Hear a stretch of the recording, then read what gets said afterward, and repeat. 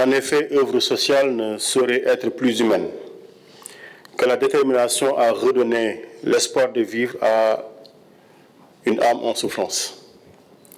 Et le centre des Grands Brûlés que nous nous engageons à bâtir est l'expression de notre volonté commune de créer un cadre dédié à la sensibilisation, à la prise en charge et à la restauration de la dignité des personnes touchées par ces atrocités.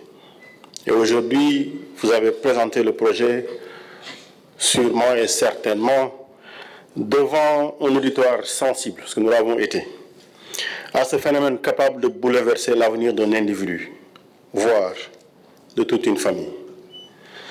Nous avons le devoir et la responsabilité d'agir tout de suite et maintenant. Et c'est à cela que nous ont appelé les hautes autorités de ce pays, notamment son Excellence Bassirou Diomaye Diakhar Faye, Président de la République, et Monsieur le Premier ministre Ousmane Sonko, qui placent la condition humaine au cœur de leurs priorités. Mesdames et Messieurs, permettez-moi de relever pour le saluer l'engagement sans faille de l'hôpital principal de Dakar, de la Fondation Sénélec et de leurs responsables qui ont permis la concrétisation de ce projet. Et c'est l'occasion pour moi aussi de saluer la vision des DG qui ont porté ou soutenu le projet. Je vous nommais M. Mokhtar Cissé et M. Bitey, qui ont transmis le flambeau au DG Toby Gueye, présent ce jour avec nous. Nous devons l'étape qui nous réunit aujourd'hui, à savoir la présentation du grand projet, à leur abnégation. Nous la devons également aux agents des Forces armées, du ministère des Forces armées, à ceux également du département de la santé et de l'action sociale. Leurs efforts témoignent d'une volonté profonde de contribuer au bien-être de nos populations et d'améliorer les conditions de soins dans notre pays. Le fait de voir beaucoup de nos compatriotes contraints de se rendre à l'étranger pour recevoir les soins appropriés après des brûles graves, avec des coûts financiers considérables et de nombreux défis logistiques, nous interpelle suffisamment sur la nécessité, je dirais l'obligation de construire ce centre et dans des délais raisonnables. Et je ne trahis pas un secret aussi en disant que aujourd'hui, c'est presque le 15e jour depuis la première fois qu'on a discuté du sujet. En 15 jours, nous avons décidé de parler du projet, de le porter ensemble, ministère des Forces armées, ministère de la Santé, ministère de l'Énergie, et d'accompagner l'hôpital principal de Dakar pour la grande compétence qu'ils ont développée dans la matière. Et Sénélec et sa fondation. Il nous a suffi juste de nous parler, d'avoir les vraies informations et d'arrêter des dates. Et je dirais, nous avons même arrêté la date de pose de la première pierre. Aujourd'hui, la fondation de Sénélec nous a informé d'une partie du financement disponible. Et il est ressorti de nos discussions avec le ministère des Forces armées qu'il ne nous fallait plus attendre une seule seconde, qu'on n'attendrait pas de boucler un budget, qu'avec ce qui était disponible, nous allions démarrer avec notre volonté, avec notre sagesse, mais avec toute la compassion qu'il faut donner. Parce que le risque, il existe aujourd'hui, et j'y reviendrai. Le risque, il existe aujourd'hui parce que nous sommes à notre premier pétrole.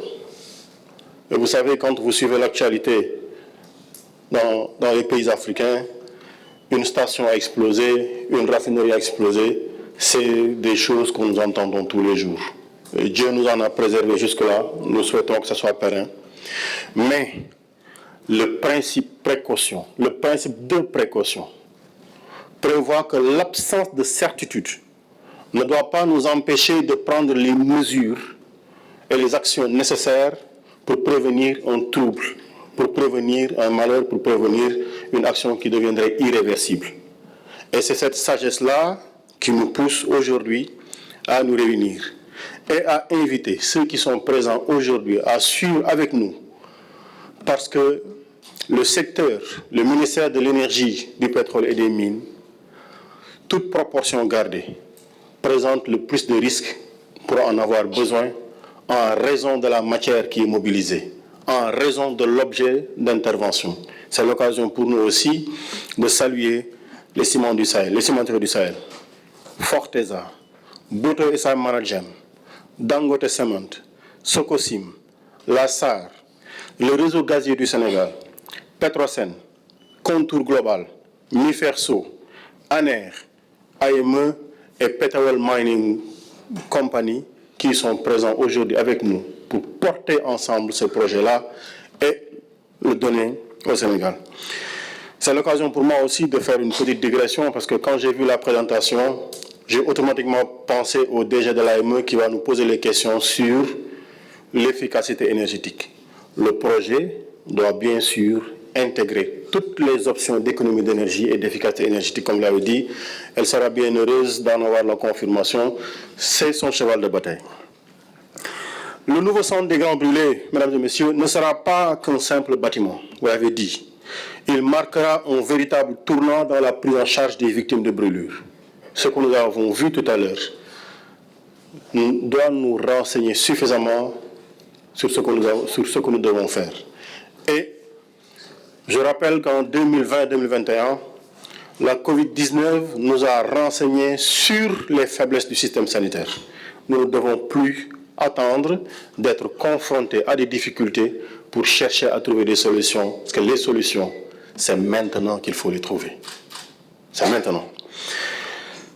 Et ce centre-là ambitionne de sauver de nombreuses vies, vous l'avez dit. On passerait de 33% de risque de morbidité à 3% en le réalisant. Sur un ratio de 100 personnes, c'est 42 personnes qui meurent aujourd'hui qui seront sauvées demain. Sur les 45%. C'est extrêmement important. Donc, il envisage de réduire considérablement les souffrances et de répondre aux besoins urgents de notre société, celui du traitement optimal des grands brûlés. Et ce projet illustre de manière éclatante ce que nous pouvons accomplir lorsque l'État et les entreprises, publiques comme privées, unissent leurs forces pour répondre aux défis de santé publique. Grâce à la vision et à l'engagement de nos départements respectifs, à l'appui de nos partenaires dans le cadre de la responsabilité sociétale d'entreprise, ce centre offrira des soins spécialisés de haut niveau. Le médecin-chef, le médecin-colonel l'a suffisamment démontré, tout en permettant aux entreprises de réaliser des économies substantielles en matière de prise en charge des victimes de brûlures graves. Chers directeurs généraux, je vous invite donc à vous associer à nous dans cette belle aventure sociale. Et je tiens ici à réitérer mes engagements aux différents acteurs et je les exhorte à mettre tout en œuvre pour la finalisation dans les délais. Parce qu'on n'attend pas. Au mois de mai, nous poserons la première pierre. Et on va délivrer dans un délai suffisamment raisonnable pour montrer qu'au Sénégal, des projets sérieux peuvent prendre un temps raisonnable à être réalisés. Je dis bien délai raisonnable. S'agit-il du délai militaire? S'agit-il du délai? Un délai raisonnable. Et pour ceux également qui vont participer au financement de ce projet à côté de la Fondation Sénélec, je pense qu'il nous faudra travailler avec le ministère des Finances et informer l'autorité pour que toutes les contributions qui seront données dans le cadre de ce projet puissent être considérées comme des dons faits à des fondations d'utilité publique et puissent être exonérées à taxation à l'IS. Nous travaillerons avec nos équipes et soumettrons quelque chose à l'autorité pour une en tout cas sur la durée du projet, que tout bailleur puisse régulièrement déduire les fonds qu'il injectera dans le cadre de la réalisation de ce projet-là, parce qu'on le pense un projet extrêmement important. Donc soyez assurés que vous bénéficierez du soutien total de Monsieur le Président de la République, de son Premier ministre ainsi que de tout le gouvernement, en particulier les 3 ministères directement impliqués. Nous remercions la Fondation Sénélec qui ont beaucoup contribué à faire grandir et aller évoluer vers la réalisation de ce projet. Ce projet est né d'un besoin crucial, parce qu'avec un vécu difficile des accidentés, des traumatisés victimes de brûlures dans ce pays, malgré tous les efforts consentis dans les hôpitaux en général, particulièrement donc à l'hôpital principal, où malgré les mesures d'adaptation et de réaménagement qui nous ont permis de diminuer le taux de mortalité hospitalière des brûlés graves, on est arrivé à un stade où on a plafonné. Et il nous faut ce projet qui va augmenter la capacité d'admission, l'offre litière d'une unité de traitement de brûlés de 3 lits. On va passer à un centre de traitement de brûlés de 40 lits, 20 lits de réanimation et 20 lits de chirurgie plastique. Ça, c'est assez important parce que ça va infléchir sur le devenir, le pronostic de nos patients. Ce centre comportera un service de rééducation qui prendra en charge les patients précocement pendant la phase de réanimation et ultérieurement après donc, les hospitalisations de réanimation. Et la chirurgie plastique qui est importante qui nous permet de tenir nos patients. Parce que toute la stratégie, c'est recouvrir des patients écorchés qui ont perdu la peau. Donc, en associant sur le même site réanimation, chirurgie et rééducation, je pense qu'effectivement, ce qu'on vous a expliqué, ce qu'on vous a présenté, le Sénégal est bien parti pour évoluer, aller vers les pays où le taux de mortalité hospitalière est inférieur à 5%. Effectivement, ce centre permettra de réduire drastiquement les évacuations sanitaires vers l'étranger qui nous posent d'énormes problèmes, des difficultés logistiques et surtout un défi financier. Dites-vous bien qu'une journée d'hospitalisation en Europe varie entre 2 000 à 3 000 euros. Dans le Maghreb, entre 1 000 à 1 500 euros. Je ne parle pas des modalités de transport sanitaire qui sont très souvent problématiques et très aléatoires quand il s'agit d'amener un patient en Europe.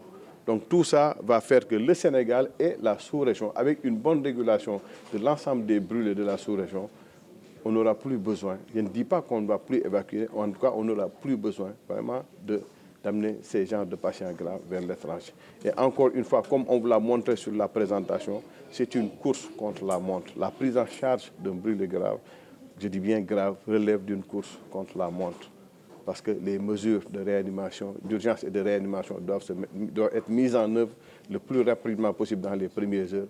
La chirurgie a sa part importante et la rééducation et la renutrition. Tout ça va être disponible dans ce futur centre, Inch'Allah. Qu'en est-il des cas de traumatisme pour la prise en charge?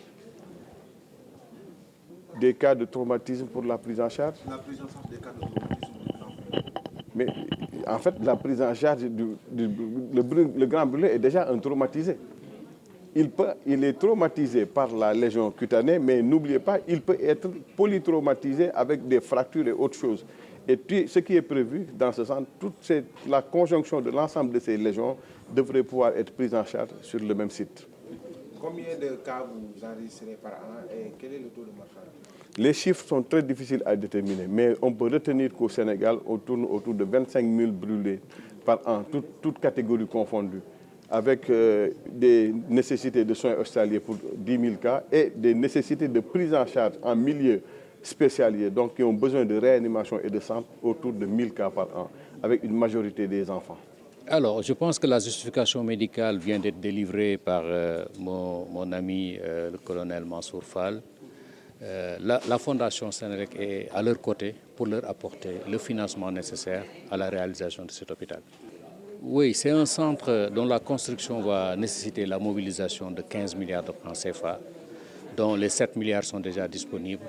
D'ailleurs, l'un des prétextes de cette journée d'aujourd'hui, au-delà de la présentation d'un large partage de ce projet, consistait à sensibiliser des partenaires pour recueillir leur participation au financement de ce centre. Alors, pour un bâtiment de ce type, je pense que la durée de mise en œuvre tourne entre 18 mois et 24 mois, au plus. La pose de la première pierre est prévue au mois de mai sur instruction des 2 ministres des Forces armées, de l'énergie, du pétrole et des mines. C'était l'objet de la journée d'aujourd'hui.